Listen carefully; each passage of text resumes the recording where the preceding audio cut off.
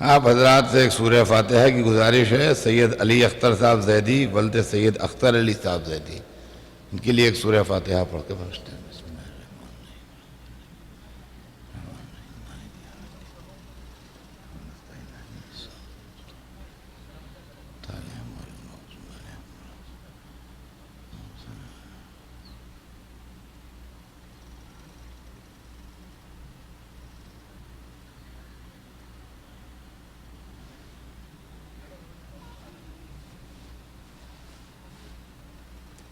فاتحہ.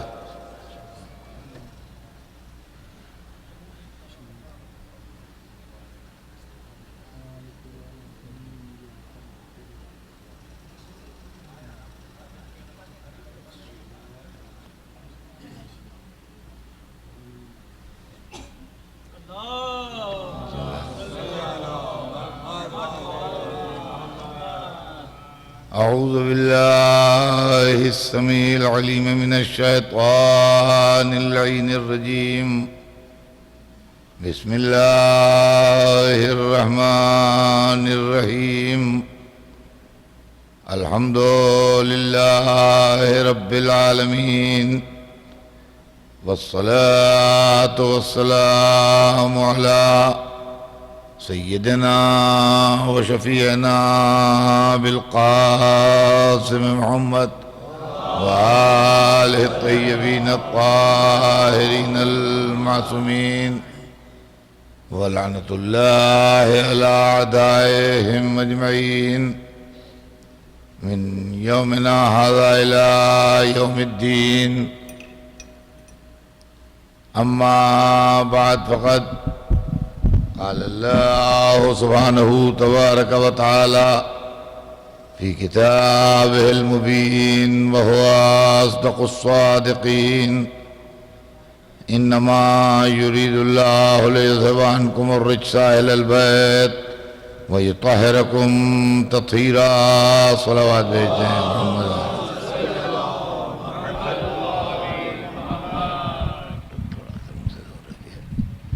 تھوڑا سا اس کو منہ سے دور رکھیے، بہت قریب نہیں رہنا چاہیے مجھ سے. یا اس کو ایسے رخ پر رکھ دیجیے، سامنے رہے گا.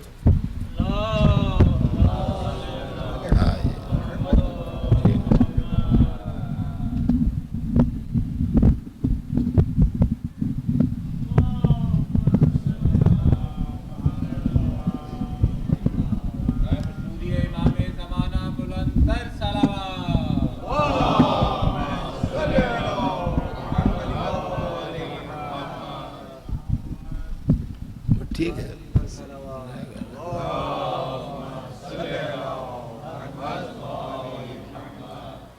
خداوند عالم قرآن مجید میں ارشاد فرما رہا ہے کہ یقیناً اللہ نے یہ ارادہ کر لیا ہے اہل بیت کہ آپ سے ہر طرح کی برائی کو، ہر طرح کی گندگی کو، ہر طرح کی خرابی کو، ہر طرح کے عیب کو، ہر طرح کے رجس کو دور رکھے اور آپ کو اس طرح پاک و پاکیزہ رکھے جو پاک و پاکیزہ رکھنے کا حق ہے. عزیزان محترم، یہ آیہ مبارکہ 14 معصومین علیہ السلام کی عصمت و طہارت و پاکیزگی کا اعلان کر رہی ہے. لیکن اس کے اندر تھوڑی کانٹروورسی ہے اور تھوڑا اختلاف ہے. کانٹروورسی یہ ہے کہ ہم لوگ جو امامیہ مسلک رکھتے ہیں وہ یہ مانتے ہیں کہ یہ آیت 14 معصومین کے لیے اتری ہے، اور جس وقت یہ اس کو میاں آپ ایسا وہی نیچے تو جب بھی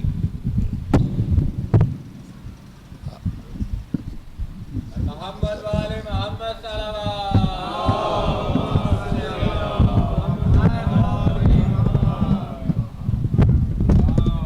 آئیے.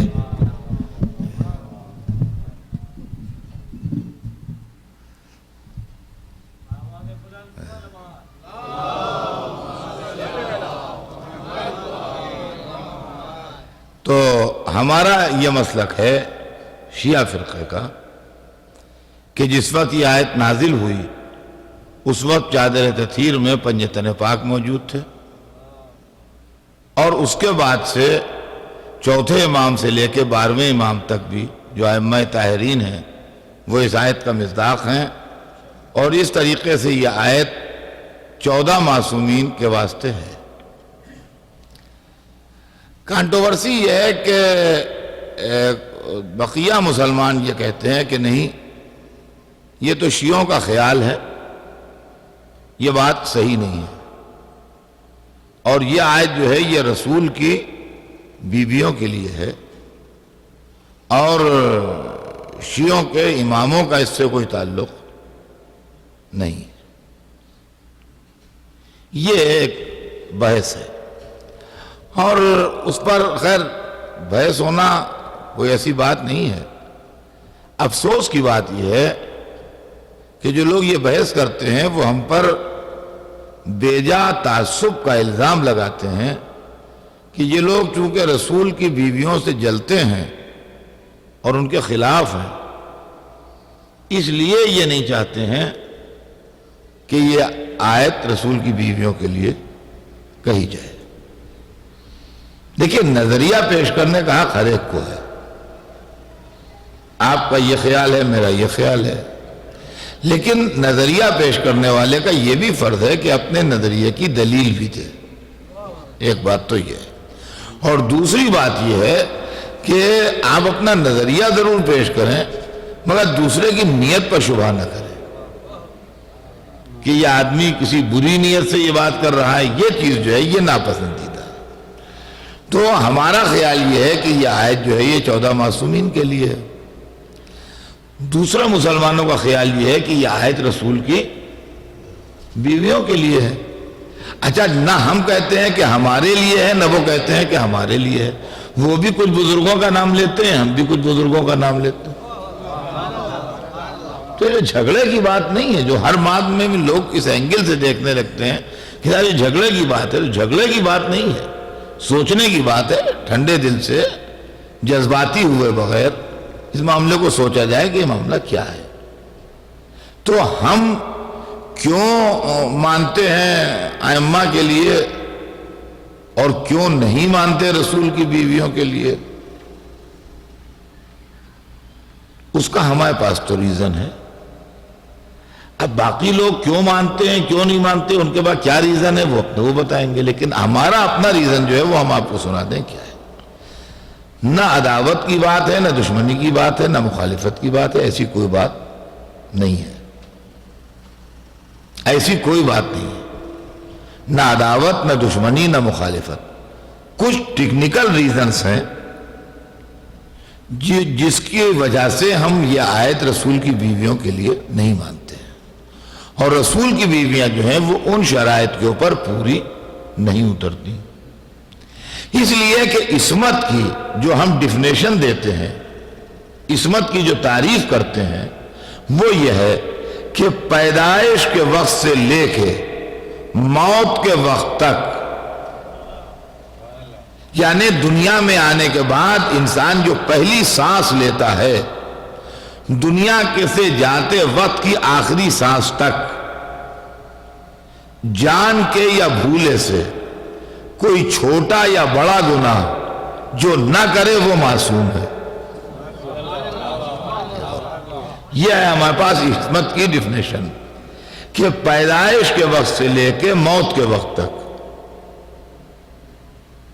جان کے یا بھولے سے چھوٹا یا بڑا کسی قسم کا کوئی گناہ جو نہ کرے وہ معصوم ہے۔ تو چونکہ عصمت کی یہ ڈیفینیشن ہے ہمارے پاس کہ جو آدمی پیدائش کے وقت سے لے کے موت کے وقت تک کوئی چھوٹا یا بڑا گناہ نہ کرے وہ معصوم ہے، لہذا اس کیٹیگری میں رسول کے ازواج نہیں آتے۔ اس کی وجہ یہ ہے کہ کسی آدمی کے یہاں بھی میاں بیوی کا رشتہ پیدائشی نہیں ہوتا ہے، یعنی کوئی لڑکا کسی لڑکی کا میاں بن کے پیدا نہیں ہوا آج تک، اور کوئی لڑکی کسی آدمی کی بیوی بن کے پیدا نہیں ہوئی آج تک۔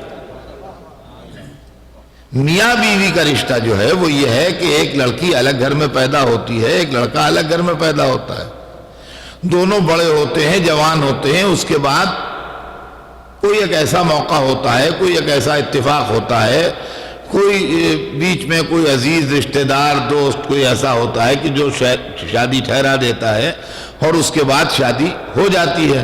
تو جب نکاح ہو جاتا ہے تو وہ دونوں میاں بیوی ہو جاتے ہیں۔ اب وہ جوان ہوتے ہیں، سمجھدار ہوتے ہیں، باقاعدہ انسان ہوتے ہیں جس وقت ان کی شادی ہوتی ہے۔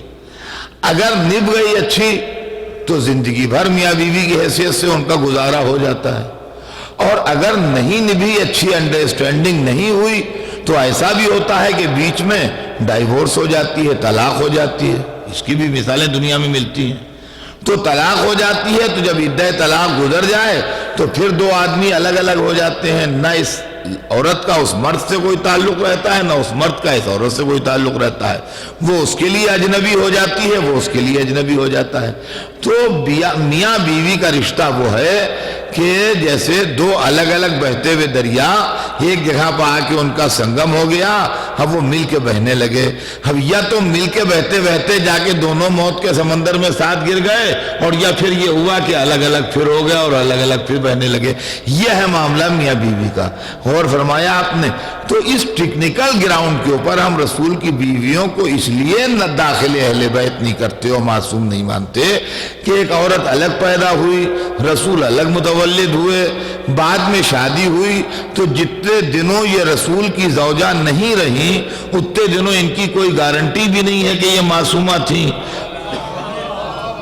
اور اس کے بعد رسول کو بالکل اختیار اللہ نے دیا ہے۔ قرآن مجید میں سورہ موجود ہے، سورہ طلاق، جس کے اندر رسول کو طلاق کا حق اللہ نے دیا ہے کہ جیسے ہر آدمی اپنی بیوی کو طلاق دے سکتا ہے، ویسے رسول کے پاس بھی یہ رائٹ ہے کہ وہ اپنی بیویوں کو طلاق دے دیں۔ تو رسول اگر اپنی کسی بیوی کو طلاق دے دیں تو پھر وہ ایک الگ عورت ہو جائے گی اور رسول الگ ہو جائیں گے۔ تو یہ کیسے ممکن ہے کہ ایک عورت کل تک معصومہ نہیں تھی، آج معصومہ ہے، کل پھر معصومہ نہیں رہے گی؟ اس وجہ سے ہم رسول اللہ کی بیویوں کو عصمت کی اس ڈیفینیشن میں نہیں لا پاتے ہیں، اس لیے کہ ہمیشہ سے رسول کا پیدائشی تعلق ان سے نہیں ہے۔ ایک بات۔ دوسری بات یہ ہے کہ کسی شخص کو کوئی عہدہ دیا جاتا ہے تو اس پر کوئی ذمہ داری ہوتی ہے جب اس کو وہ عہدہ دیا جاتا ہے، یا کسی شخص کے لیے کوئی کوالیفیکیشن مانگی جاتی ہے تو اس کے اوپر بھی کوئی ذمہ داری ڈالی جانے والی ہوتی ہے جب وہ کوالیفیکیشن مانگی جاتی ہے کہ بھئی ہمیں اس جاب کے لیے اس کوالیفیکیشن کا آدمی چاہیے۔ ورنہ بلا وجہ کسی کو کوئی عہدہ دے دینا یا بلا وجہ کسی سے کسی خاص کوالیفیکیشن کی ڈیمانڈ کرنا یہ کوئی معقول بات نہیں ہے۔ اب آپ کہیے کہ تم اماموں کو اپنے کیوں معصوم مانتے ہو کہ پیدائش کے وقت سے لے کے موت کے وقت تک یہ کوئی گناہ نہ کریں؟ رسول کو کیوں معصوم مانتے ہو؟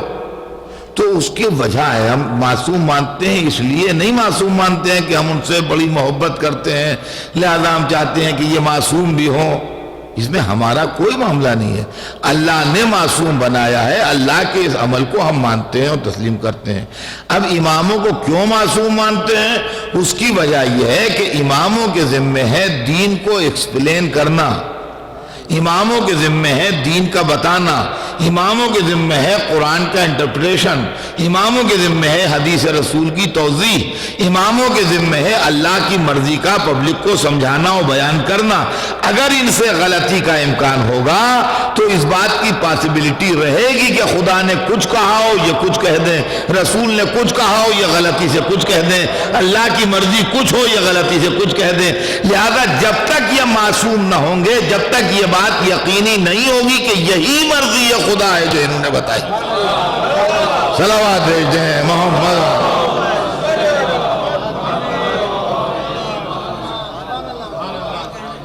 تو یہ جو تصور ہے ہمارے پاس عصمت کا، اس کو لوگ سمجھتے ہیں کہ یہ کوئی فضیلت ہے۔ یہ فضیلت نہیں ہے، یہ دین کی ضرورت ہے۔ فرمایا ہم نے یہ فضیلت کی بات نہیں ہے، یہ دین کی ضرورت ہے، اور دین کی ضرورت کی بنیاد کے اوپر اللہ نے کچھ لوگوں کو معصوم بنایا ہے۔ اور ہم خالی 12 اماموں ہی کی عصمت کے قائل نہیں ہیں، ہم 1,24,000 پیغمبروں کی بھی عصمت کے قائل ہیں، اور وہ بھی اسی لیے قائل ہیں کہ 1,24,000 پیغمبروں کا کام یہ تھا کہ اللہ کا دین یا لائے ہیں یا اللہ کے دین کی توضیح و تشریح کی ہے، لہذا اللہ کے دین کا لانے والا ہو یا اللہ کے دین کا بتانے والا ہو، اگر غلطیوں سے پاک نہیں ہوگا تو غلطی کا امکان دین میں رہ جائے گا، اور اگر دین میں غلطی کا امکان رہ جائے گا تو ہم کو پکا یقین دین پر نہیں ہوگا کہ یہ وہی ہے جو اللہ نے بھیجا ہے، اور جہاں ڈاؤٹ آیا وہاں ایمان غائب ہو جائے گا۔ ہم نے تو اصل میں بہت سی چیزیں ایسی ہیں جن کو بدقسمتی سے لوگوں نے خامخواہ کانٹروورشل بنا دیا ہے۔ زمانہ بدل رہا ہے، حالات بدل رہے ہیں، مسلمانوں کو چاہیے کہ وہ اپنی تھنکنگ بھی چینج کریں، اور ایک لکیر کے فقیر بنے چلے جا رہے ہیں کہ ہم تو ایسے ہی مانتے ہیں، ہم تو ایسے ہی کہتے ہیں، فلاں تو یہ کہتا ہے، فلاں تو یہ کہتا ہے۔ یہ تنگ خیالی ہے، یہ تنگ نظری، یہ عصمت اور یہ پاکیزگی کی بات جو ہے عزیزان گرامی، یہ دین کی اور مذہب کی ایک بڑی اہم ضرورت ہے۔ اگر رہبر معصوم نہیں ہوگا تو یہ بات یقینی نہیں ہوگی کہ یہ وہی ہے جو اللہ نے بھیجا ہے اور یہ وہی ہے جو رسول نے بتایا ہے۔ بات صرف اتنی سی ہے، اور اس میں بھی سرور کائنات کی عصمت کے ہم قائل ہیں،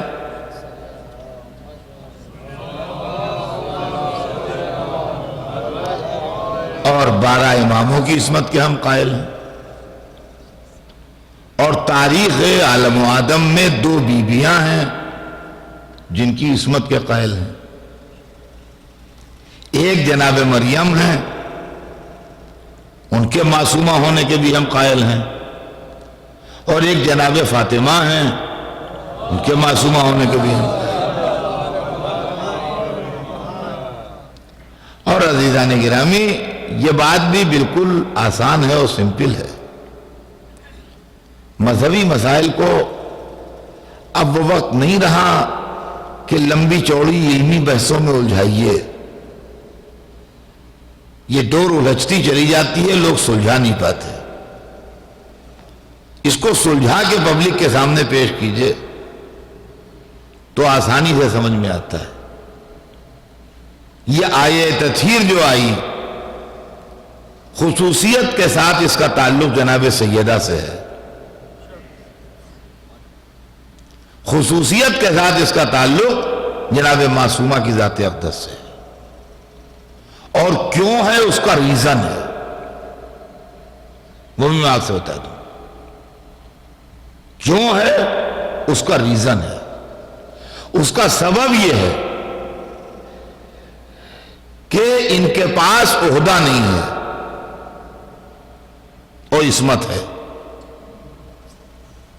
ورنہ جس کے پاس عہدہ ہو اس کی عصمت کے لیے ہمیں الگ سے آیت کی ضرورت نہیں ہے، ہماری عقل کافی ہے اس کو معصوم ثابت کرنے کے لیے۔ فرمایا ہم نے ہماری عقل کافی ہے اس کو معصوم ثابت کرنے کے لیے، اس لیے کہ جب سارا مذہب ہم نے عقل سے سمجھا ہے، جتنے اصول دین ہیں وہ عقل سے سمجھے ہیں، جتنے بنیادی مسائل ہیں مذہب کے وہ سب ہم نے عقل سے سمجھے ہیں، تو کیا وجہ ہے کہ ہم اس بات کو عقل میں سلا دیں، عقل کو اپنی، اور عقل سے نہ سمجھیں اس بات کو؟ میں اکثر مثال دیتا ہوں کہ ایک اجنبی صاحب میرے ساتھ آئے، شکاگو تو برابر آتا رہتا ہوں، تو سمجھیے ایسا لگتا ہے جیسے میں یہیں رہتا ہی ہوں، لیکن یہاں بھی آن کے میں مجلس پڑھتا ہوں تو مجھے کوئی اجنبیت نہیں محسوس ہوتی۔ ابھی جیسے کل مجلس پڑھی ہو، آج پھر پڑھ رہا ہوں، یہ صورتحال ہے۔ تو برابر، تو اب یہ کہ برابر ہی آتا رہتا ہوں، سال میں کئی دفعہ چکر لگتا ہے، تو آتا ہوں چلا جاتا ہوں. ایک دفعہ ایک صاحب میرے ساتھ آ گئے, تو جو صاحب ایک صاحب نئی صورت دکھائی دی ساتھ آئے, تو لوگوں نے پوچھا کہ اطہر صاحب یہ آپ کے ساتھ اب کی کون صاحب تشریف لائیں, یہ کون ہیں؟ تو میں نے کہا میرے دوست ہیں, یہ نیو یارک میں رہتے ہیں, یہ وہاں فلاں یونیورسٹی میں, وہاں کے اس یونیورسٹی میں پروفیسر ہیں. چھٹیاں تھیں آج کل, کہیں گے چلیے آپ شکاگو جا رہے ہیں, ہم بھی چلیں مجلسوں میں شریک ہونے. تو ہمارے ساتھ چلے آئے. تو جب میں نے ان کا انٹروڈکشن یہ کہہ کے کرایا کہ یہ نیو یارک میں فلاں یونیورسٹی میں پروفیسر ہیں, میں شکاگو آ رہا تھا, یہ بھی چھٹیوں میں تھے, کہیں گے چلیے تھوڑا بہت گزرے گا آپ کے ساتھ مجلسوں میں شریک ہوں گے, اس لیے مجلسوں میں شرکت کرنے آ گئے. تو اب اس کے بعد کوئی پڑھا لکھا آدمی یہ پوچھ سکتا ہے کہ یہ صاحب جو آئے ہیں پروفیسر صاحب, یہ کچھ پڑھے لکھے ہیں کہ جاہل ہیں؟ یہ سوال کہ یہ پروفیسر صاحب جو آپ کے ساتھ آئے ہیں نیو یارک سے, یہ پڑھے لکھے ہیں کہ جاہل ہیں؟ جب یہ کہہ دیا کہ نیو یارک کی فلاں یونیورسٹی میں پروفیسر ہیں, تو اب اس کے بعد یہ سوال کہ پڑھے لکھے ہیں کہ جاہل ہیں, آپ کی جہالت تو ثابت کرتا ہے ان کے علم پر کوئی دھبا نہیں آئے گا. اس لیے کہ لفظ پروفیسر کے اندر ان کی لیاقت انڈرسٹوڈ ہے, چھپی ہوئی ہے کہ وہ بہت قابل آدمی ہے. جب ہی کسی یونیورسٹی میں پروفیسر ہیں, اگر ایسے معمولی آدمی ہوتے تو ان کو پروفیسرشپ نہ ملی ہوتی. تو جس طریقے سے پروفیسر کہہ دینے کے بعد پھر ضرورت نہیں ہے کہ ہم ان کی علمیت کے اوپر کوئی الگ سے جملہ کہیں. تو ویسے ہی جب یہ کہہ دیا کہ یہ نبی ہے یا امام ہے, تو یہ پوچھنا کہ معصوم ہے یہ آپ کی خطا ہے. صلوات بھیج دیں محمد والے.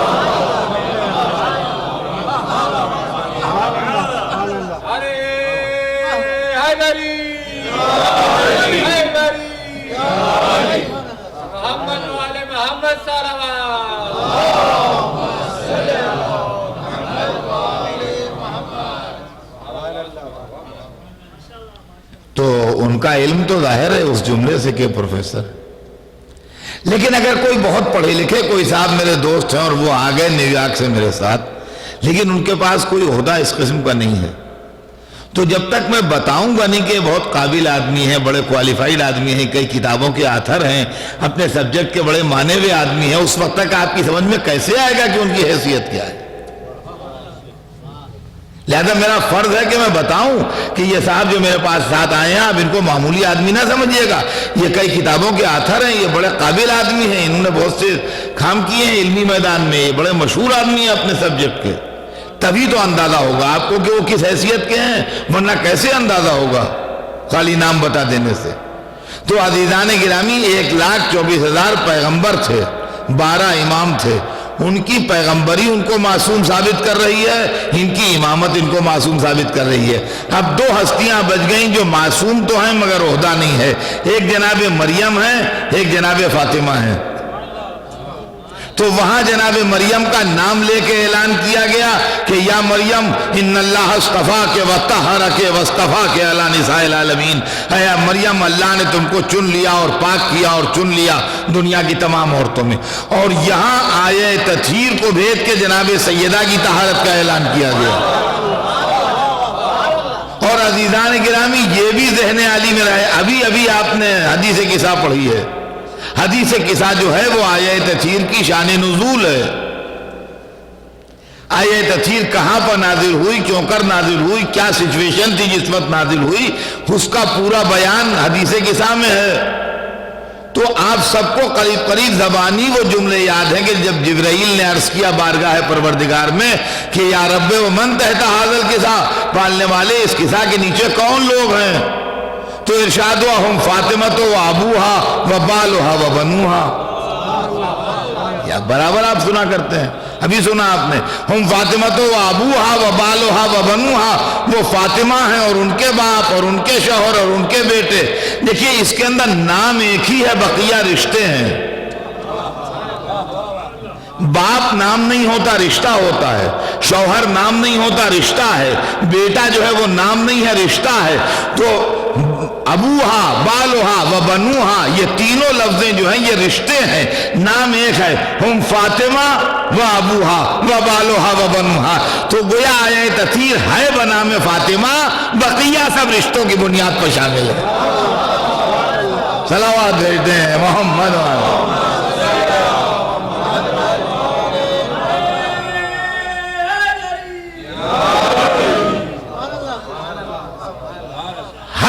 تطہیر بنام فاطمہ زہرا. اب غور طلب بات یہ ہے کہ جو گفتگو میں نے پہلے کی تھی ابھی کہ یہ امام بھی نہیں ہے، یہ نبی بھی نہیں ہے، تو یہ کیا ضروری ہے کہ یہ معصومہ کیوں ہے؟ اس لیے کہ امام کا کام ہے دین کو بتانا اور نبی کا کام ہے دین کو پہنچانا. تو وہ پہنچانے میں گڑبڑ کر دے تو دین بگڑ جائے گا، لہذا اس کو معصوم ہونا چاہیے تاکہ پہنچانے میں گڑبڑ نہ کرے. یہ بتانے میں گڑبڑ کر دے تو دین خراب ہو جائے گا، لہذا یہ بتانے میں گڑبڑ نہ کرے. جس کے لیے آپ کہتے ہیں کہ نہ اس کے ذمے وہاں سے لانا ہے دین کا، نہ یہاں بیان کرنا ہے دین کا، پھر اس کو معصوم ہونا کیا ضروری ہے؟ اب عزیزان گرامی یہ مسئلہ سنیے کہ یہ کیا مسئلہ ہے، پھر یہ کیوں معصوم ہے. اس کی وجہ عزیزان گرامی یہ ہے کہ رسول کے ذمے 4 کام تھے. مردوں کے لیے زبانی تبلیغ کرنا، مردوں کے لیے عملی تبلیغ کرنا. رسول کا قول بھی حجت ہے، رسول کا عمل بھی حجت ہے. لہذا مردوں کے لیے رسول قول کا نمونہ بنیں گے جب بولیں گے، اور عمل کا نمونہ بنیں گے جب کچھ کریں گے. عورتیں بھی مکلف ہیں اور شریعت کی تمام ذمہ داریاں عورتوں پر بھی اسی طرح سے ہیں جیسے مردوں پر ہیں. نماز عورتوں پر اسی طرح واجب ہوتی ہے جیسے مردوں پر واجب ہوتی ہے. روزہ عورتوں پر اسی طرح واجب ہوتا ہے جیسے مردوں پر واجب ہوتا ہے. حج عورت پر بھی اسی طرح واجب ہوتا ہے جیسے مرد پر واجب ہوتا ہے. تو شریعت کی ذمہ داریوں سے عورتیں الگ نہیں ہیں، بلکہ شریعت کی ذمہ داریاں عورتوں مردوں دونوں پر ڈالی گئی ہیں. رسول اللہ مردوں کے واسطے قولی نمونہ بنیں گے، عورتوں کے واسطے بھی قولی نمونہ بنیں گے، یعنی زبانی سیرت بتائیں گے مردوں کو بھی اور عورتوں کو بھی. مردوں کے واسطے عملی نمونہ بنیں گے، مگر چونکہ خود مرد ہیں لہذا عورتوں کے واسطے عملی نمونہ نہیں بن سکتے. ٹیکنیکل پرابلم یہ ہے کہ رسول اللہ عورتوں کے واسطے عملی نمونہ خود نہیں بن سکتے، اس لیے کہ مرد ہیں. اب جب عورتیں فریاد کریں گی وہ تو رسول تھے، وہ تو مرد تھے، انہیں عورتوں کی پرابلم کیا معلوم کہ ہمیں بچوں کو بھی سنبھالنا ہے اور گھر کو بھی ٹھیک کرنا ہے اور مہمان آنے والے ہیں ان کے لیے کھانا بھی تیار کرنا ہے. اب ایسے عالم میں اگر نماز ہماری رہ گئی تو وہ تو کہہ کے چلے گئے کہ نماز پڑھو 5 وقت، لیکن ہماری پرابلم کو تو سمجھے ہی نہیں وہ. اور ہم نے ہمارے مشکلات کو تو سمجھے ہی نہیں وہ. ان کو کیا معلوم کہ ہم کو کیا کیا پریشانیوں اور مشکلیں جھیلنا پڑتی ہیں زندگی میں. تو رسول عملی نمونہ نہیں بن سکتے، لہذا عملی نمونہ عورتوں کے لیے کوئی ہونا چاہیے. اب یہ کہ کوئی باہر کا ٹکڑا آن کے عملی نمونہ بنے یہ مشیت نے مناسب نہیں سمجھا، لہذا رسول ہی کو ایک بیٹی دی جس کے لیے رسول نے کہا فاطمہ تو بذت منی، فاطمہ میرا ٹکڑا ہے. چونکہ رسول اللہ کی تبلیغ کا 25% مکمل کرنا فاطمہ کے ذمہ تھا، لہذا اگر یہ معصومہ نہ ہوتی تو کام پھر بگڑ جاتا. صلوات بھیجتے ہیں محمد علیہ.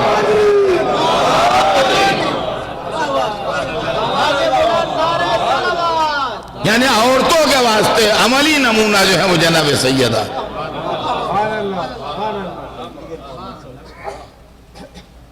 قُلْ إِن كُنتُمْ تُحِبُّونَ اللَّهَ فَاتَّبِعُونِي،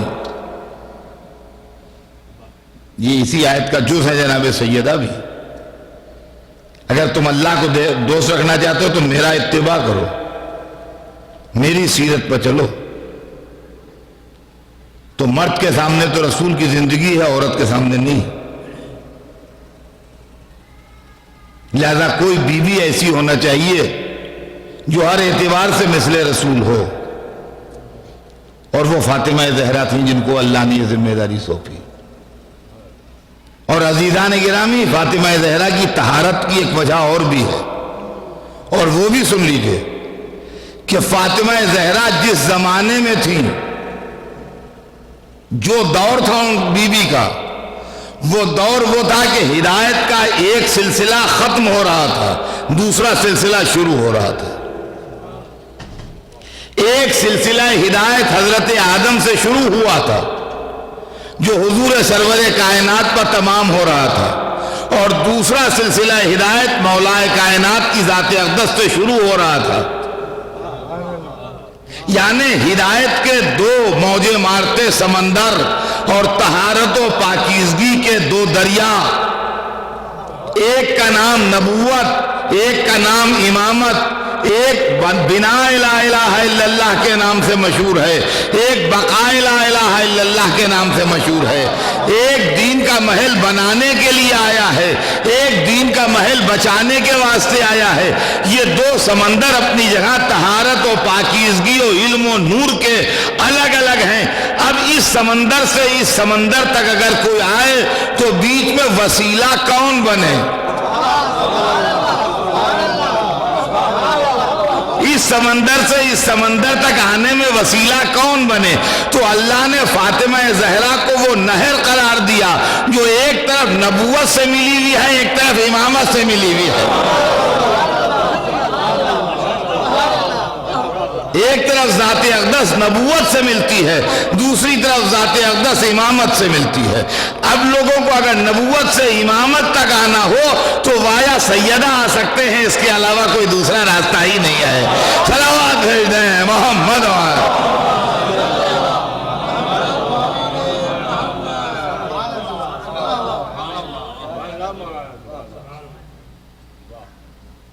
نبوت و امامت کے درمیانی نہر کا نام ہے فاطمہ زہرا،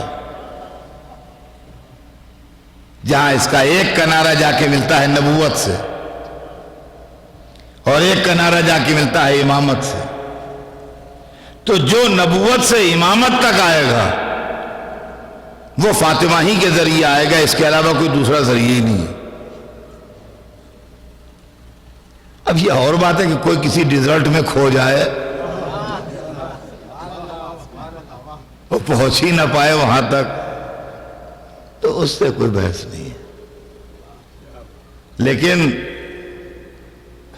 اگر نبوت سے امامت تک آنا ہے اور سفر کرنا ہے تو جناب فاطمہ زہرا کے علاوہ کوئی دوسرا راستہ نہیں ہے، کوئی دوسرا ذریعہ نہیں ہے، کوئی دوسرا وسیلہ نہیں ہے۔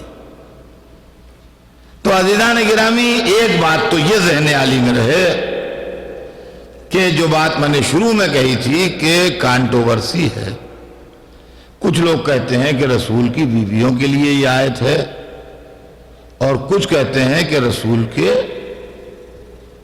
اور ان کے 12 اماموں کے لیے، 14 معصومین کے لیے آیت ہے۔ اب جو لوگ رسول کی بیویوں کے لیے کہتے ہیں وہ کہتے ہیں کہ قرآن میں لفظ اہل بیت بیویوں کے لیے استعمال ہوا ہے، تو ہم بھی مانتے ہیں کہ ہاں استعمال ہوا ہے، ہوا۔ پریشانی کس بات کی ہے؟ یہ زبان ہے، ہم لوگ بھی اپنے علاقے کے اہل زبان ہیں، جیسے عربی زبان ہے ویسے اردو بھی ایک زبان ہے۔ آپ اگر عربی کے ماہر ہیں، آپ کی مادری زبان عربی ہوگی، ہماری مادری زبان اردو ہے، ہم اس کے ماہر ہیں، ہم اس کے اہل زبان ہیں۔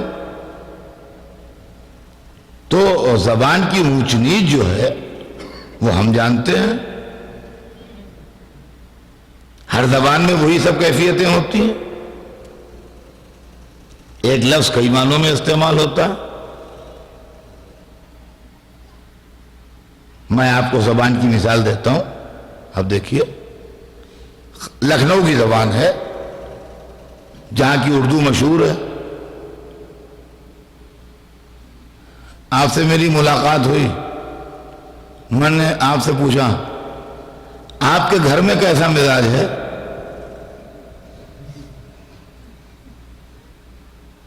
سنا کچھ طبیعت خراب تھی، اب کیا حال ہے؟ کیا پوچھا؟ آپ کے گھر میں کیسا مزاج ہے؟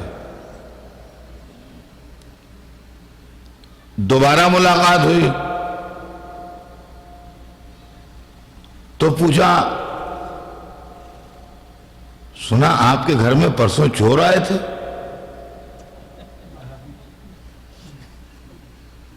وہی لفظ گھر میں کا پھر ریپیٹ ہوا،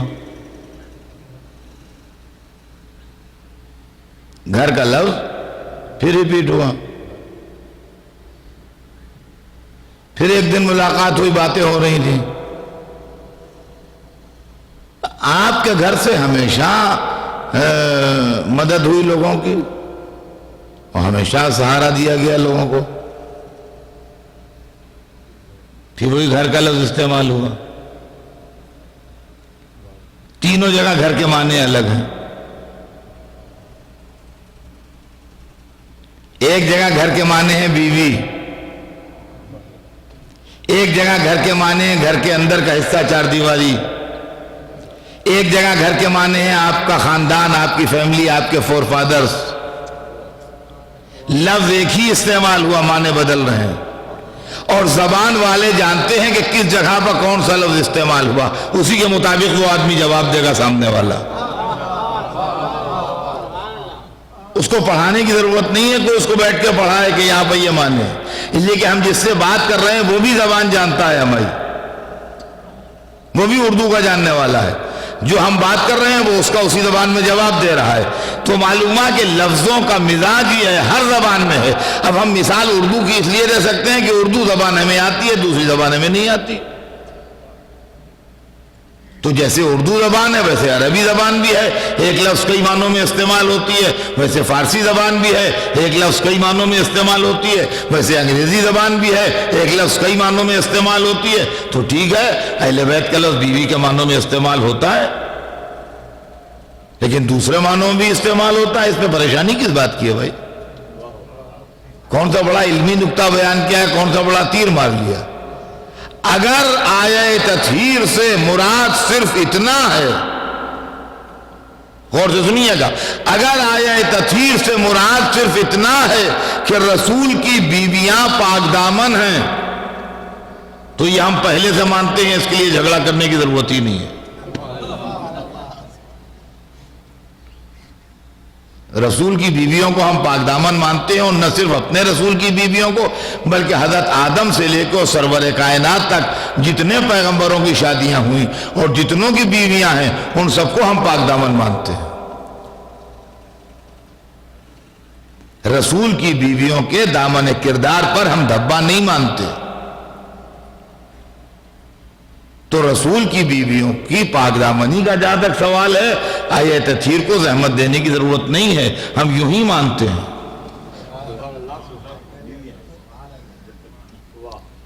ہم یوں ہی مانتے ہیں، اس کے لیے اس کی ضرورت نہیں ہے پریشان ہونے کی۔ ہمارے سب بڑے بڑے علماء، پڑھے لکھے لوگ سب مانتے ہیں کہ رسول کی بیویوں کے دامن کردار کے اوپر دھبا نہیں ہوتا۔ اور قرآن مجید کی وہ آیت جو ہے جس کے اندر یہ ہے کہ فَخَانَتَاهُمَا، ان دونوں نے خیانت کی، نوح اور لوط کی بیویاں جو دو ہمارے نیک بندوں کے ساتھ تھیں اور دونوں نے خیانت کی، وہاں خیانت کے معنی ہم کیریکٹر والی خیانت نہیں مانتے ہیں، بلکہ خیانت سے مراد ہم یہ مانتے ہیں کہ دل میں کفر چھپائے رہیں اور اپنے شوہر پر اپنا ایمان ظاہر کرتی رہیں، اس لیے اپنے ایمان و عقیدے میں خیانت کی، نہ یہ کہ چال چلن میں خیانت کی۔ اور ہم نے نوح اور لوط کی بیویوں کو بھی ہم چال چلن کا خراب نہیں مانتے، عقیدہ کا خراب مانتے۔ تو پیغمبروں کی بیویوں کے لیے چال چلن کی گارنٹی لیتے ہیں، عقیدے کی گارنٹی نہیں لیتے ہیں۔ صلوات بھیجیں محمد و آل محمد۔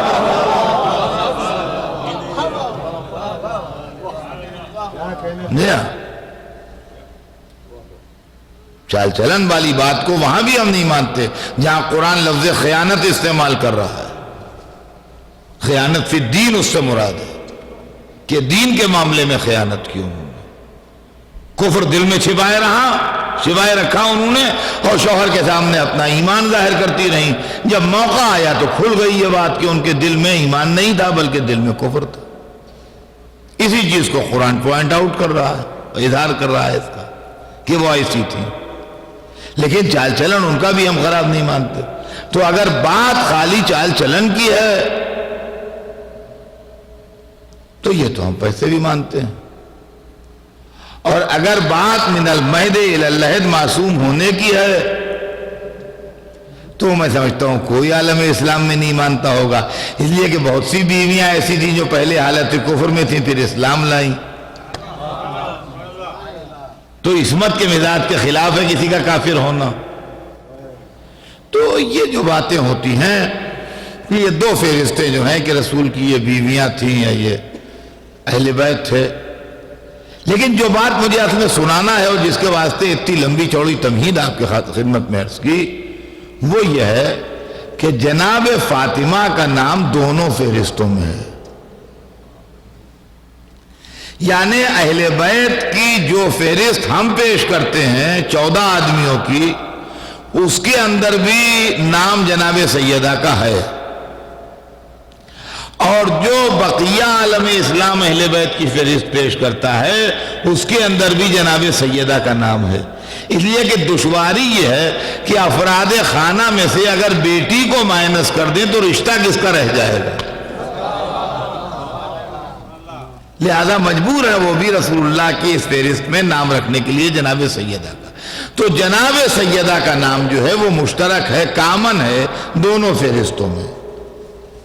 مولا علی کا نام مشترک نہیں ہے، اماموں کا نام مشترک نہیں ہے، مگر جناب سیدہ کا نام مشترک ہے، دونوں میں کامن ہے۔ ان کی فہرست میں بھی جناب سیدہ کا نام ہے کہ آیہ تطہیر ان کے لیے ہے، اور ہماری فہرست میں بھی جناب سیدہ کا نام ہے کہ آیہ تطہیر ان کے لیے ہے۔ تو ایک بات ذہن میں رکھیے مقدمے کے طور پر، اور وہ یہ کہ جناب سیدہ کا نام دونوں فہرستوں میں مشترک ہے، یعنی تمام عالم اسلام بغیر کسی ایک کو الگ کیے ہوئے اس بات کا قائل ہے کہ آیہ تطہیر کسی کے لیے ہو یا نہ ہو لیکن جناب سیدہ کے واسطے یقیناً تھی۔ ایک پوائنٹ۔ اب آئیے جلدی سے ایک دوسرا پوائنٹ بھی ڈسکس ہو جائے آج کی مجلس میں، پھر بات کل آگے بڑھے گی انشاءاللہ، اور وہ یہ کہ رسول کی اولادوں کے سلسلے میں بھی کانٹروورسی ہے۔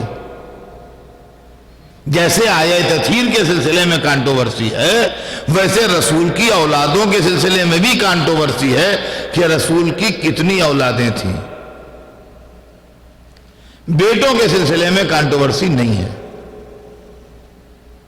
سب لوگ مانتے ہیں کہ رسول اللہ کے 3 صاحبزادے پیدا ہوئے، مگر کم سنی میں تینوں شہزادے رحلت کر گئے۔ 2 بی بی خدیجہ سے پیدا ہوئے، سب سے پہلے جناب قاسم پیدا ہوئے جو کم سنی میں انتقال فرما گئے، اس کے بعد جناب طاہر پیدا ہوئے، وہ بھی کم سنی میں انتقال فرما گئے، اور انہی کا لقب طیب بھی تھا۔ تو یہ دونوں ایک ہیں، 2 نہیں ہیں۔ تو ایک جناب قاسم اور ایک جناب طاہر جن کا لقب طیب بھی تھا، یہ دونوں شہزادے جناب خدیجہ ان کی والدہ تھیں، اور یہ پیدا ہوئے اور پیدا ہونے کے چند مہینے بعد ان کی رحلت ہو گئی۔ تیسرے صاحبزادے جناب ماریہ قبطیہ کے بطن سے ہوئے جو مدینے میں پیدا ہوئے، اور یہ بھی چند مہینے کے دنیا سے رخصت ہو گئے۔ ان کا نام جناب ابراہیم تھا، اور یہ بھی زندہ نہیں رہے۔ تو یہ تو 3 صاحبزادے ہیں حضور کے جو پیدا تو ہوئے مگر زندہ نہیں رہے، چھوٹے سے سن میں انتقال کر گئے۔ بیٹیوں کے سلسلے میں اختلاف ہے۔ بیٹیوں کے سلسلے میں کچھ لوگ کہتے ہیں کہ رسول اللہ کی 4 بیٹیاں تھیں، اور کچھ کہتے ہیں کہ 1 بیٹی تھی۔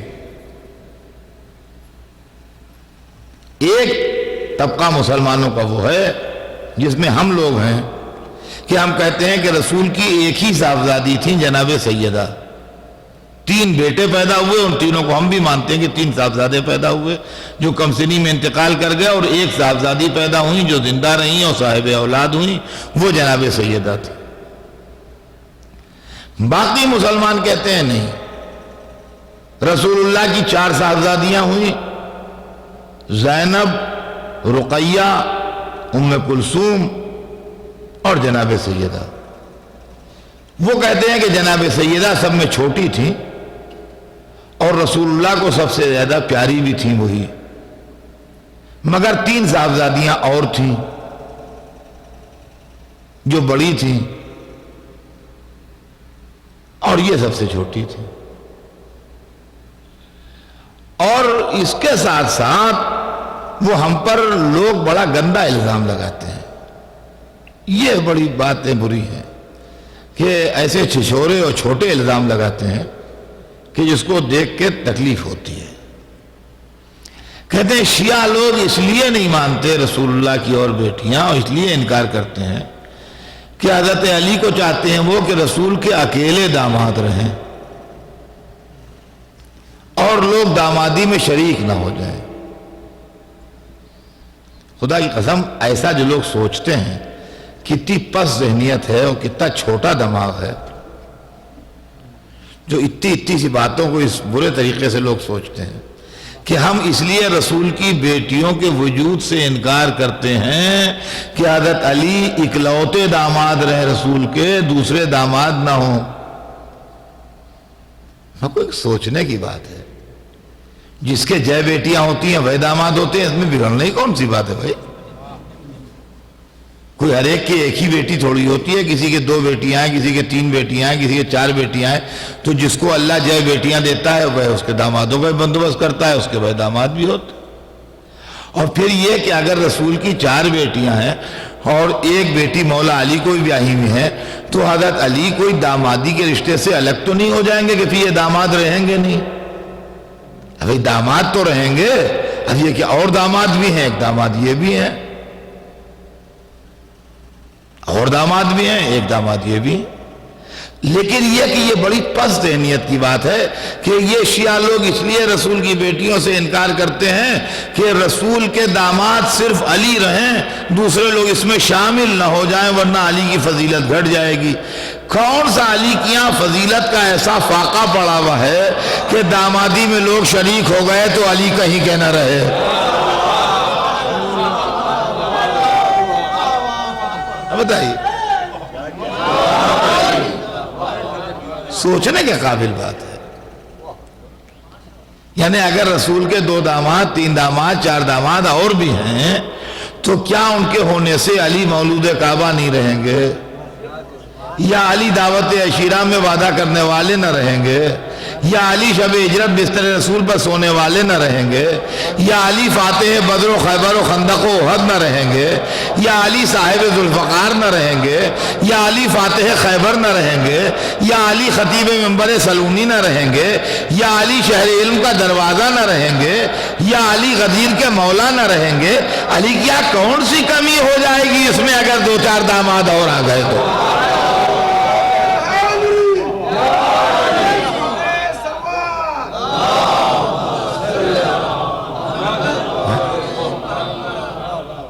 ابھی کون سی آفت ایسی آ جائے گی؟ اور ہے کہ صاحب اس وجہ سے یہ لوگ نہیں مانتے ہیں۔ آخر اماموں کے اولادوں کو مانتے ہیں کہ نہیں مانتے ہیں؟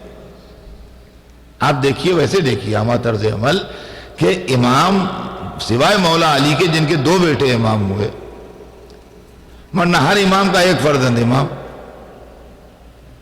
بقیہ اور جو صاحبزادے ہیں آخر ان کو مانتے ہیں کہ نہیں مانتے ہیں؟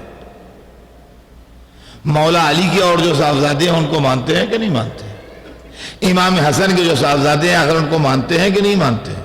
چوتھے امام کے اور صاحبزادے 5ویں امام کے علاوہ جو ہیں آخر ان کا احترام کرتے ہیں کہ نہیں کرتے ہیں؟ چھٹے امام کے 7ویں امام کے جو صاحبزادے ہیں اور امامزادے جو ہیں آخر ان کا احترام کیا جاتا ہے کہ نہیں کیا جاتا؟ آپ لوگ زیارتوں کو جاتے ہیں، ایران جاتے ہیں، عراق جاتے ہیں، وہاں زیارت کرتے ہیں تو جگہ جگہ امامزادوں کے روضے بھی ہیں، مزار بنے ہیں، وہاں جاتے ہیں کہ نہیں جاتے ہیں؟ نماز پڑھتے ہیں کہ نہیں کرتے ہیں؟ زری کو بوسہ دیتے ہیں کہ نہیں دیتے ہیں؟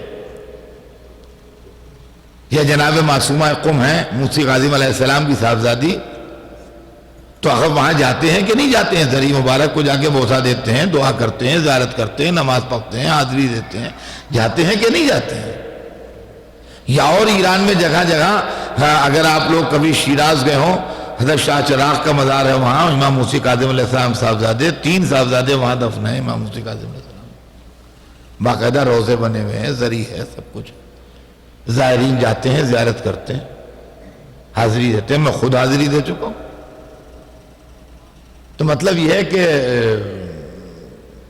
خرچ جاتے ہیں کہ نہیں جاتے ہیں، امام کو امام کی طرح مانتے ہیں وہ الگ بات ہے، لیکن امام ذاتوں کا بھی احترام کرتے ہیں اماموں کی وجہ سے، وہ الگ بات ہے۔ ایسی بات نہیں ہے کہ ہم احترام نہ کرتے ہوں۔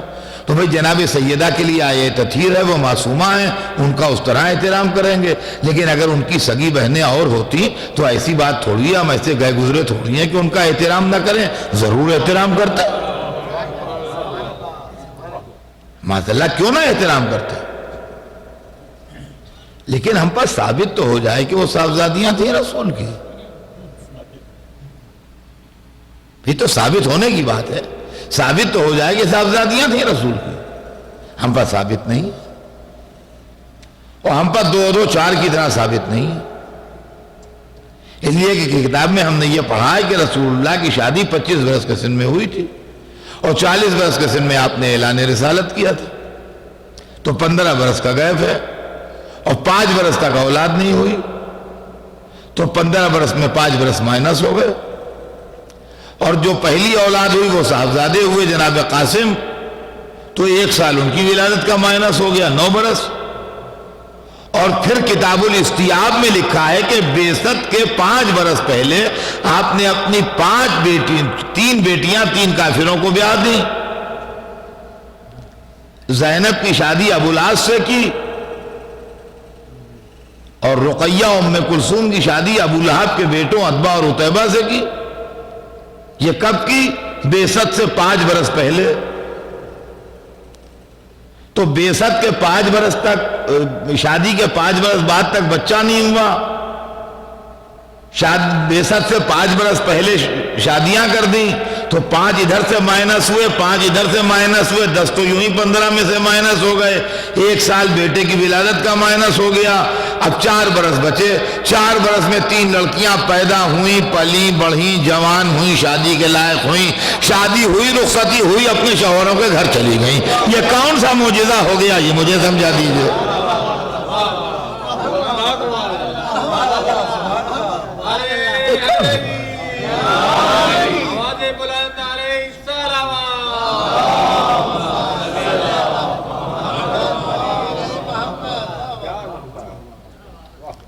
اور رسول کی پالیسی بھی سمجھ میں نہیں آتی کہ ایک طرف بیٹی کی شادی کے معاملے میں اتنے کنزرویٹو ہیں کہ بڑے بڑے آ رہے ہیں صحابہ کرام، ان کے ساتھ شادی نہیں کر رہے ہیں، کہتے ہیں مجھے اختیار نہیں ہے، خدا جس سے کہے گا اس سے فاطمہ کی شادی ہوگی، اور دوسری طرف شادی کے معاملے میں لڑکیوں کی اتنے لبرل ہیں کہ 3 کافروں کے ہاتھ تھما دی 3 لڑکیاں۔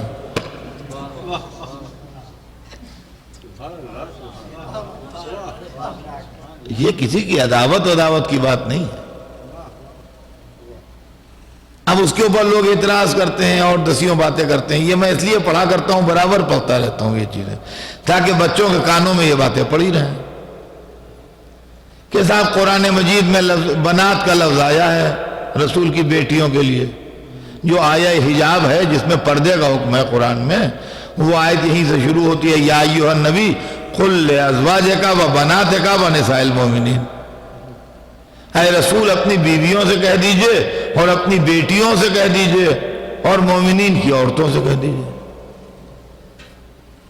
یہ پردے کا حکم ہے، وہ یہاں سے شروع ہوتا ہے کہ اے رسول اپنی بیویوں سے کہہ دیجئے، اپنی بیٹیوں سے کہہ دیجئے اور مومنین کی عورتوں سے کہہ دیجئے۔ تو کہتے ہیں دیکھیے یہ شیعہ ہیں، قرآن نہیں مانتے ہیں، اس کے اندر بنات کا لفظ ہے، کسی سے بھی عربی جاننے والے سے پوچھ لیجئے، بنات جمع ہے بیٹیاں، اس کا ترجمہ ہے، تو قرآن تو کہہ رہا ہے بیٹیوں سے کہہ دیئے، یہ کہتے ہیں ایک بیٹی ہے۔ ہمیں تو یہ خالی شیعہ تھوڑی کرتے ہیں، یہ کام رسول اللہ نے بھی کیا، قرآن نے جمع کا لفظ استعمال کیا، رسول اللہ نے واحد۔ آیہ مباہلہ پڑھ لیجئے، انفس جمع ہے، ایک کو لے گئے، ابنا جمع ہے 2 کو لے گئے، عربی میں جمع 3 سے کم پہ ہوتی نہیں ہے، وہ 3 تو کہیں پہ لے ہی نہیں گئے، 2 بیٹوں کو لے گئے، 1 بیٹی کو لے گئے، 1 داماد کو لے گئے۔ قرآن مجید میں تینوں جمع کے صیغے استعمال کیے، رسول نے تینوں کو نہیں مانا۔ اور دوسری بات میاں خیر یہ تو خطابی بات ہے، اصلیت یہ ہے کہ آپ قرآن پڑھیے اور تفسیر پڑھیے۔ آیہ حجاب نازل ہوئی ہے سن 7 ہجری میں،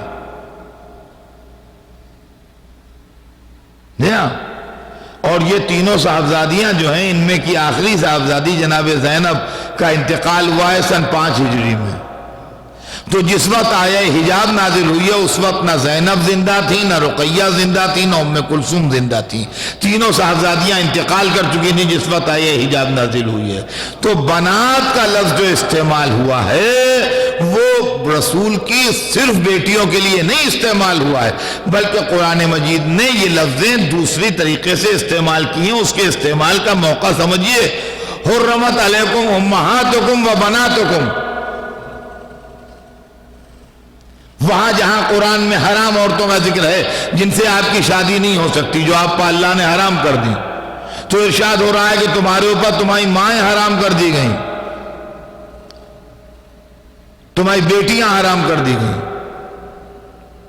کس کی 5-6 مائیں ہوتی ہیں؟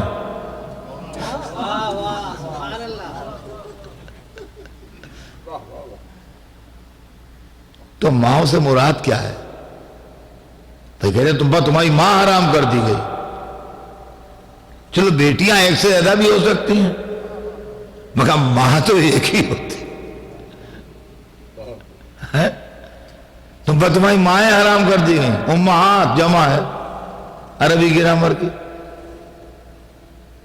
تو ماؤں سے کیا مراد ہے؟ ماؤں سے مراد یہ ہے کہ ماں، نانی، دادی، اوپر کی جتنی ہیں سب مائیں ہیں حضرت حوا تک۔ بیٹی، نواسی، پوتی، آگے نسل جتنی چلے وہ سب بیٹیاں ہیں آپ کی۔ بھائی ادھر آپ کے پہلے جتنی ہیں وہ سب ماؤں کے حکم میں جائیں گی، ادھر بعد والی جتنی ہیں وہ سب بیٹیوں کے حکم میں جائیں گی۔ تو جب بیٹیوں کا لفظ استعمال ہو تو بیٹی، بیٹی کی بیٹی، نسل ہماری وہ سب ہماری بیٹیاں ہیں۔ جب ماؤں کا لفظ استعمال ہو تو ماں، ماں کی ماں، باپ کی ماں، میں اس طریقے سے کر کے اوپر جتنی عورتیں وہ سب مائیں ہوں گی۔ تو قل ازواجک و بناتک سے مراد نسل رسول میں آنے والی سیدانیاں ہیں، نہ یہ کہ رسول کی بیٹیاں اس وقت جتنی تھیں وہ۔ اور ہم نے تو یہ ہے۔ اور اب وہ کہتے ہیں صاحب نہج البلاغہ میں دیکھیے مولا علی نے کہا ہے کہ تمہیں دامادی ہے۔ یہ سب میں اس لیے سنائی دے رہا ہوں کہ بجائے اس کے کوئی دوسرا کہے تو لوگ گھبرا کے ہم سے پوچھتے ہیں صاحب آپ نے تو یہ پڑھا، وہ یہ کہہ رہے تھے، تو ہم نے یہ پڑھا تو ہم ہی آپ کو یہ بھی سنا دیں۔ نہج البلاغہ میں مولا علی ایک بزرگ کو سمجھا رہے ہیں ان کی غلطیوں کے اوپر اور ان کی نامناسب روش کے اوپر، ان کو سمجھا رہے ہیں۔ ایک بزرگ گزرے ہیں اسلام کی تاریخ میں، بھارت نہج البلاغہ میں دیکھیے آپ کو مل جائے گا۔ اور مولا علی ان کو سمجھا رہے ہیں اور ان سے یہ فرما رہے ہیں کہ میں آپ کو کیا سمجھاؤں، میں آپ سے کیا کہوں، کون سی بات ایسی ہے جو آپ کو نہیں معلوم ہے، کون سا معاملہ ایسا ہے جہاں آپ نہیں موجود تھے۔ آپ سوچئے آپ کیا کر رہے ہیں۔ ابھی آپ کو تو سب باتیں معلوم ہیں اور آپ کو تو رسول اللہ سے دامادی بھی ہے، یہ ہے نہج البلاغہ میں، ہم نہیں پڑھا ہے، میں کیا پریشانی کی بات ہے بھائی، یہ سب لینگویج ہے۔ داماد کا لفظ ہم بھی 70 دفعہ استعمال کرتے ہیں، اور جتنے یہاں بیٹھے میں ہیں کوئی اٹھ کے کہہ دے کہ کیا صرف اپنی بیٹی ہی کے شوہر کو داماد کہا جاتا ہے؟ یہ آپ کی بھتیجی کا شوہر ہے، آپ کے ساتھ آیا، آپ مجھ سے کیا انٹروڈکشن کرائیں گے؟ یہ کون کہتا تھا یہ میرے داماد ہیں؟ آپ کی بھانجی کا شوہر ہے، کیا کہیے گا؟ یہ میرے داماد ہیں۔ آپ کے بڑے گہرے دوست کی لڑکی کا شوہر ہے، کیا کہیے گا؟ یہ داماد ہیں۔ تو دامادی کا یہاں سے وہاں تک سینکڑوں آدمی داماد بتائے جاتے ہیں۔ یہ ضروری نہیں ہے کہ جو بیٹی کا شوہر ہو بس وہی داماد ہے، اس کے علاوہ کوئی داماد نہیں ہے۔ تو جو بیٹیاں رسول اللہ نے پالی تھیں اور ان کی شادی کی تو داماد تو کہا ہی جائے گا، اور کیا کہا جائے گا؟ تو اس کے لیے کون سی ایسی پریشانی ہے، کون سا ایسا ہنگامہ ہو جاتا ہے؟ تو بہرحال یہ اختلاف ہے عالم اسلام میں کہ رسول کی 4 بیٹیاں ہیں یا 1 صاحبزادی ہیں،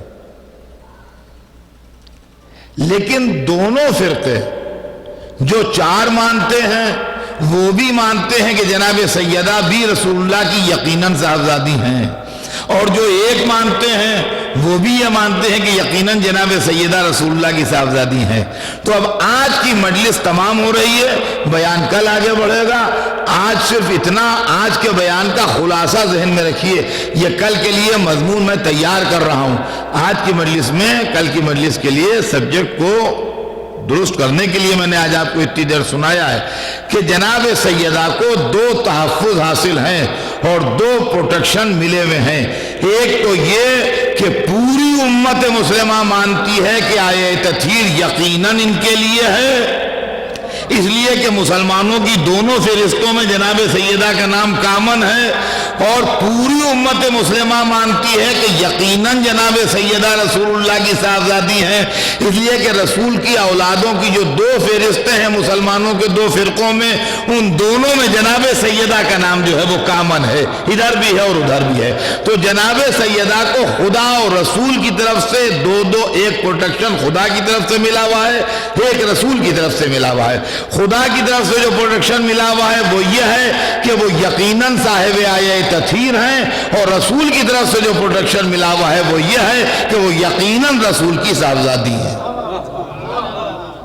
بس یہ 2 پوائنٹ اپنے دماغ میں آپ رکھیے گا۔ اب اس کے بعد جو بیان ہے وہ انشاءاللہ زندگی رہی تو کل آگے بڑھے گا، اس لیے کہ یہ زمانہ مصائب جناب فاطمہ زہرا کا زمانہ ہے، اور ہر سال جب میں یہاں حاضر ہوتا ہوں تو معصوم عالم کے مصائب بھی پڑھتا ہوں اور انہی بی بی کے فضائل بھی پڑھتا ہوں آپ کے سامنے، اس لیے کہ تاریخ عالم و آدم کا بڑا دردناک واقعہ ہے جناب سیدہ کا واقعہ، بڑا دردناک واقعہ ہے جناب سیدہ کا واقعہ۔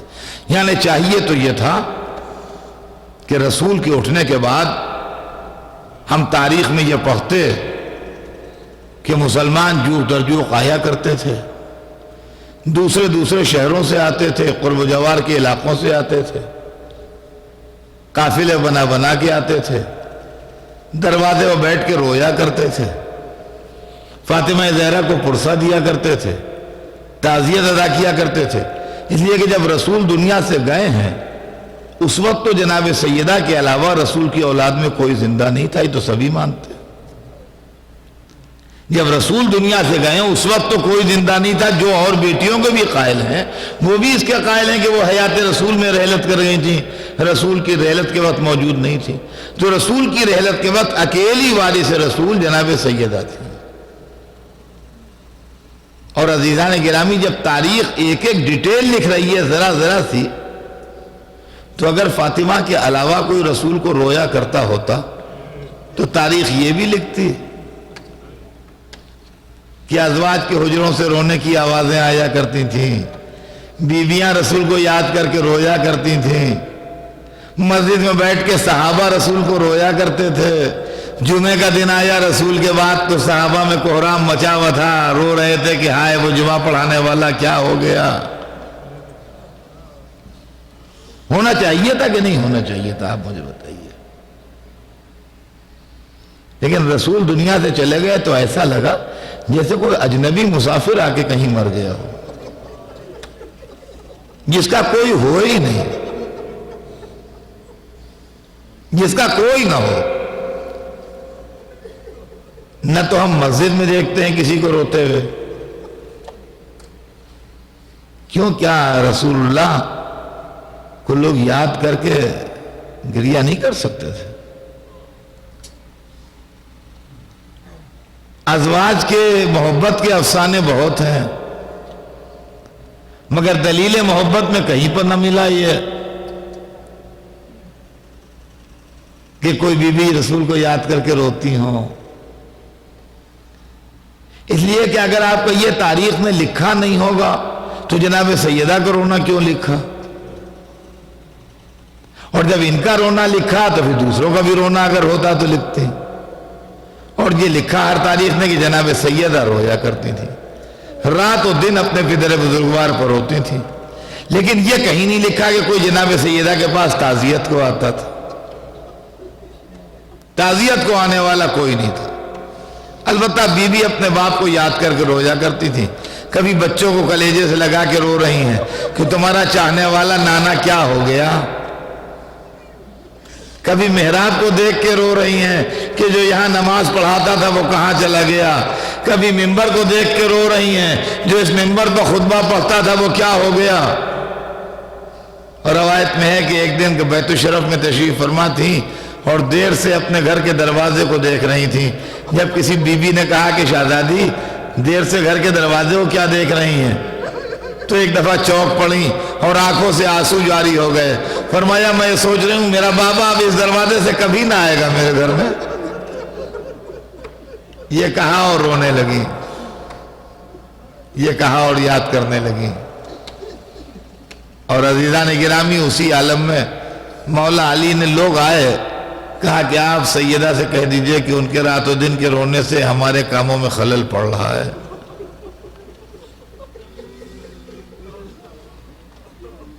ہمارے کاموں میں خلل پڑ رہا ہے. ایک وقت مقرر کر لیں, اس وقت رویا کریں. اب اللہ بتائیے رونے کے لیے بھی کہیں وقت مقرر ہوتا ہے؟ کون کس کو کس وقت یاد آئے؟ کیا اس کے لیے بھی کہ دل میں کس وقت درد ہو وقت معین ہوگا؟ محبت کی لہر کس وقت تیز ہو جائے اس کے لیے کوئی وقت معین ہوگا؟ آپ انصاف سے بتائیے, بالکل فطرت انسانی کے خلاف بات. یا دن کو روئیں یا رات کو روئیں, ان کے 24 گھنٹے کے رونے سے ہمارے کاموں میں خلل پڑتا ہے. اے ظالم تاریخ, اہل مدینہ. تو کوئی بیوی اپنے گھر میں لاؤڈ اسپیکر لگا کے تو روتی نہیں تھی جو سارے مدینے میں اس کے ہارن لگے ہوئے تھے. اہل مدینہ کیا ہے؟ سوال یہ ہے کہ کوئی لاؤڈ اسپیکر لگا کے تو روتی نہیں تھی, اور مدینے کی ہر گلی کوچے میں ہر دروازے کے سامنے اس کا ہارن لگا ہوا تھا کہ جب روتی نہیں تو سارے مدینے میں آواز گونجتی تھی. ایک کمزور اور ضعیف عورت اپنے گھر میں بیٹھی ہوئی رو رہی ہے, اس کی آواز کہاں تک جائے گی آپ مجھے بتائیے. ایک کمزور عورت اپنے گھر میں بیٹھی رو رہی ہے, اس کی آواز کہاں تک جائے گی؟ آپ خود انصاف سے بتائیے. ہاں مسجد سے چونکہ گھر ملا ہوا تھا لہذا مسجد میں ضرور تھوڑی سی آواز آتی تھی, تو جو کاروبار خلافت مسجد میں چل رہا تھا وہ فاطمہ کے رونے سے ڈسٹرب ہونے کا خطرہ تھا. لہذا کہا کہ ان کے رونے سے ہمارے کام میں خلل پڑ رہا ہے. سیدہ نے ان لوگوں سے تو یہ کہلوا دیا کہ ان سے کہہ دیجئے کہ میں ان کے درمیان صرف چند دن کی مہمان ہوں. لیکن مولا علی نے ایک حجرہ بنا دیا جس کا نام بیت الحزن ہے آج بھی. جناب سیدہ اس میں بیٹھ کے اپنے بابا کو روتی تھی. رسول اللہ کے بعد زندہ ہی کئی دن رہی, بہرحال جے دن بھی زندہ رہی ہوں اس حجرے میں بیٹھ کے روتی تھی. چند دن اس حجرے سے سیدہ کی آواز گونجی, واہ بتا ہائے بابا, واہ بتا ہائے میرے بابا کہاں چلے گئے آپ. اور اس کے بعد سیدہ شہید ہو گئیں, وہ حجرہ ویران ہو گیا. عزیزان گرامی یہ امام باڑے کی تاریخ ہے. امام باڑہ جو ہمارے کیا کہلاتا ہے, اس کو امام باڑہ کہیے یا امام بارگاہ کہیے یا علاوہ کہیے یا حسینیہ کہیے یا ماتم کہیے, یہ تو الگ الگ لفظیں ہیں, لیکن وہ گھر جس میں ذکر عزائے حسین ہوتا ہے, ماتمداری امام حسین کی ہوتی ہے. جو گھر اس لیے بنایا جاتا ہے کہ اس میں ذکر حسین ہوگا, حسین کی مجلسیں ہوں گی, حسین پر ہویا جائے گا. یہ امام باڑہ سب سے پہلا جو بنا وہ مولا علی کے ہاتھوں بنا, جناب سیدہ کے لیے بنا, ایک گھر رونے کے واسطے جہاں بی بی سیدہ بیٹھ کے روتی تھی. چند دن وہ روئیں, اس کے بعد وہ گھر 50 برس خالی پڑا رہا, اس کے اندر کوئی نہیں آیا. جب کربلا سے حسین کی شہادت کی خبر آئی, جب کربلا سے شہادت حسین کی خبر آئی تو اسی گھر میں مولا علی کی زوجہ جناب ام البنین آن کے بیٹھ کے حسین پر رویا کرتی تھی. اب چلیے جو گھر نانا پر رونے کے لیے بنا تھا وہ نواسے پر رونے کے لیے استعمال ہونے لگا. روایت میں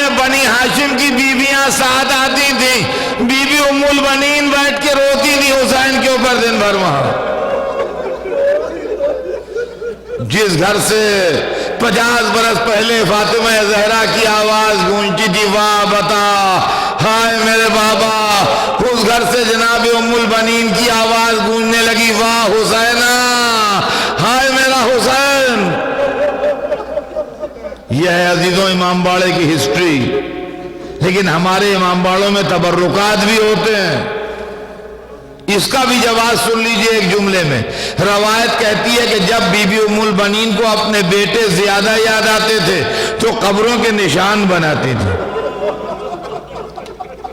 وہ اصلی قبریں نہیں ہوتی تھیں، ماں جانتی تھی کہ یہ اصلی قبریں نہیں ہیں، وہ تربت کی نقل ہوتی تھی۔ ہمارے یہاں بھی اصلی نہیں ہے، تربت کی نقلیں ہیں۔ یہاں بھی ہم یہ نہیں کہتے کہ یہاں جو سامان رکھا ہے سب اصلی ہے، یہ سب نقل بنا کے ہم نے رکھی ہے۔ لیکن اگر نقل ناجائز ہوتی تو چوتھے امام کا زمانہ تھا، آن کے منع کرتے کہ دادی روئیے جتنا چاہے مگر یہ نہ بنائیے، اسلام میں جائز نہیں ہے۔ جناب ام البنین کا قبر کی نقل بنانا اور چوتھے امام کا اس پر راضی رہنا اس بات کی دلیل ہے کہ فعل معصوم اور عمل معصوم مہر تصدیق لگا رہا ہے کہ یہ عمل جائز ہے۔ اب سمجھے آپ ہمارے امام باڑوں میں نقل تربت کہاں سے آئی؟ تو بی بی ام البنین قبروں کی نقلیں بناتی تھیں اور اپنے بیٹوں کا نام لے کے ایک ایک بیٹے کو پکارتی تھیں۔ سب کے آخر میں بڑے بیٹے کو آواز دیتی تھیں، کہتی تھیں عباس کیا میں تجھ پر روں؟ اور اس کے بعد کہتی تمہاری رونے والی ماں زندہ ہے، تم پر نہیں روں گی، میں اس پر روں گی جس کی ماں نہیں ہے۔ یہ کہہ کے نعرہ مار دی نے واہ حسینہ، ارے میرا حسین، میرا دل کہتا ہے جنت سے سیدہ قبر عباس آتی ہوں گی، میں تیری ماں ہوں، تجھے رونے کے لیے جنت سے آئی۔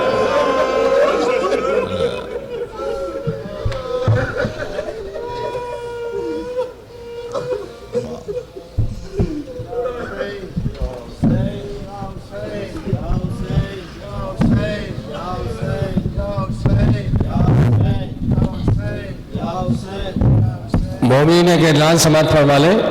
شہزادی کونین حضرت فاطمہ زہرا کے شہادت کے سلسلے کی یہ تیسری مجلس تھی، اور کل اور پرسوں اس مجالس سے خطیب ممبر اور خطیب اکبر مولانا اطہر صاحب قبلہ خطاب فرمائیں گے۔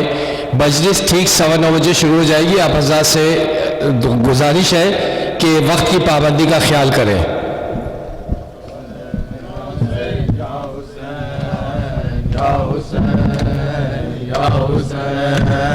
یا حسین یا حسین